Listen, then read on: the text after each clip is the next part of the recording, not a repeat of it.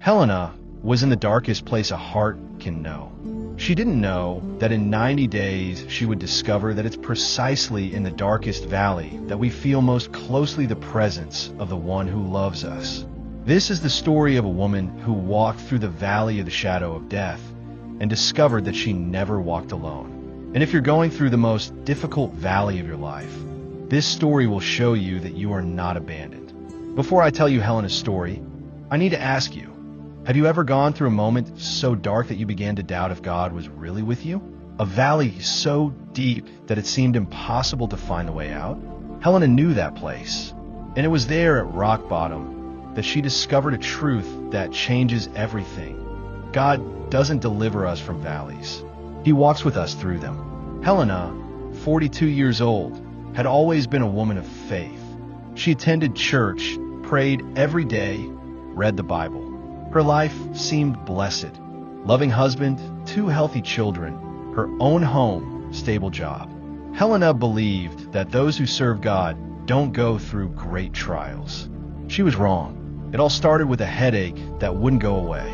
It must be stress, Helena thought. But the pain persisted for weeks. The doctor ordered tests. The result came like lightning on a clear day: malignant brain tumor. In 24 hours, Helena's perfect life became a nightmare. How can this be, doctor? Helena asked. I'm 42 years old. I don't smoke. I don't drink. I take care of my health. Sometimes it just happens, was the cold response. We need to start treatment immediately. Helena left the office in shock. In the car, she called her husband crying. Carlos, I need to tell you something. But when she got home, she received another devastating piece of news. Her husband was in the kitchen with an expression she had never seen. Helena, we need to talk. I don't know how to tell you this, but I met someone else. I want a separation. Helena's world completely collapsed.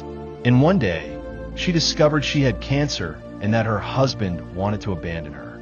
Carlos, she said, trembling, I just found out I have a brain tumor. Are you going to leave me now? Sorry, Helena, I can't deal with this. I've already made my decision. That night, Helena locked herself in her room and screamed to God. Where are you, Lord? Why is this happening to me? I've always served you. Why have you abandoned me when I need you most? For weeks, Helena felt completely alone. She started chemotherapy alone. She vomited alone. She cried alone. The children, 8 and 10 years old, tried to help, but how do you explain to children that their mother might die and their father doesn't want the family anymore? One dawn, Helena was awake once again, feeling nauseous from treatment, when she heard footsteps in the hallway. It was Miguel, her 8-year-old son. Mom, are you okay? I'm fine, son. Go back to bed.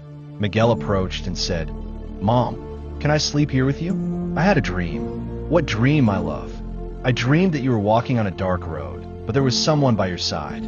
He held your hand and said you weren't alone. Helena felt her heart race. Who was it, son?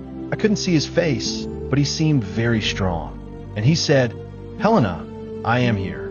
I never leave your side. That dawn, Helena understood something that changed everything. God hadn't abandoned her. He was walking in the valley with her. He hadn't removed the valley, but he was present in it. In the following weeks, Helena began to notice signs of God's presence everywhere. The neighbor who appeared with food at just the right time. The friend who offered to take the children to school. The pastor who visited every week. The babysitter who cared for the children for free. God wasn't absent. He was operating through people he placed in her path. 6 months later, Helena received 2 pieces of news she would never forget. First, the test showed that the tumor had decreased drastically. The doctor spoke of an extraordinary response to treatment. Second, her ex-husband wanted to come back. Helena smiled and said, Carlos, thank you, but no. I discovered that I'm not alone. And I discovered that I deserve someone who will stay with me both in valleys and on mountaintops. A year later, Helena was cured. She met a wonderful man who helped her raise the children. But she always says, cancer wasn't the worst thing that happened to me. It was the best, because it was in the darkest valley that I discovered I was never alone. Helena's story reminds me of something King David wrote 3,000 years ago. David also knew dark valleys, persecutions, betrayals, deaths, defeats. And it was in those moments that he wrote the most comforting words in history. Even though I walk through the darkest valley, I will fear no evil, for you are with me. Your rod and your staff, they comfort me. Psalm 23 verse 4. David understood something that Helena discovered. God doesn't promise to deliver us from all valleys.